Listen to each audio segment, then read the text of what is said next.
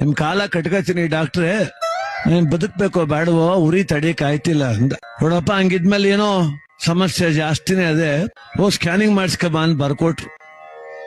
ಓದು ಖಾಲಿ ಹೊಟ್ಟೆಲೆ ಹೋಗಿ ಸ್ಕ್ಯಾನಿಂಗ್ ಮಾಡಿಸ್ಕೊಂಡ್ ರಿಪೋರ್ಟ್ ತಗೊಬಂದು 10,000 ಖರ್ಚು ಮಾಡ್ಕೊಂಡು ಡಾಕ್ಟ್ರು ನೋಡಿದ್ರು ಏನೂ ಇಲ್ಲ, ನಾರ್ಮಲ್ ಅಂತ ಬಂದ್ ರಿಪೋರ್ಟ್. ಏನು ಇಲ್ವಲ್ಲ, ಆರಾಮಾಗಿದೆಯಲ್ಲಪ್ಪ.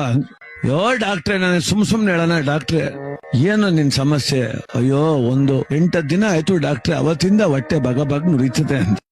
ಆಯ್ತು ಕೂತ್ಕೋ, ಯಾವ್ರು ನೀನು ಅಂದ್ರು. ತಗಚ್ಕ್ಯಾರ. ಏನ್ ಮನೆ ಕಡೆ ಹೆಂಗೆ ಯಾವಾರ?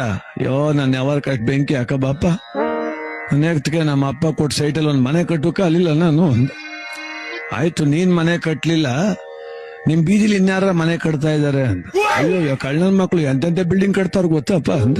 ಅದೇ ಕನೋ ನಿಂಗ್ ಒಟ್ಟುರಿ ಬಂದಿರೋದು. ನಾನೆಲ್ಲ ಗ್ಯಾಸ್ಟ್ರಿಕ್ ಬಂದಿದೆ ಅಂತ ತಿಳ್ಕೊಬಿಟ್ಟು ಔಷಧಿ ಕೊಟ್ರೆ ವಾಸಿ ಆದ್ರೆ ಎದುರುಗಳವ್ರ ಮನೆ ಕಟ್ರೆ ನೀನ್ಗೆ ಹಾಕೋ ಸಂಕಟ, ತಣ್ಣಿ ಕೂಗ್ಬಿಟ್ಟು ಮನೆಗೆ ಹೋಗಿ ಸೊರೈತದೆ ಅಂದ್ರೆ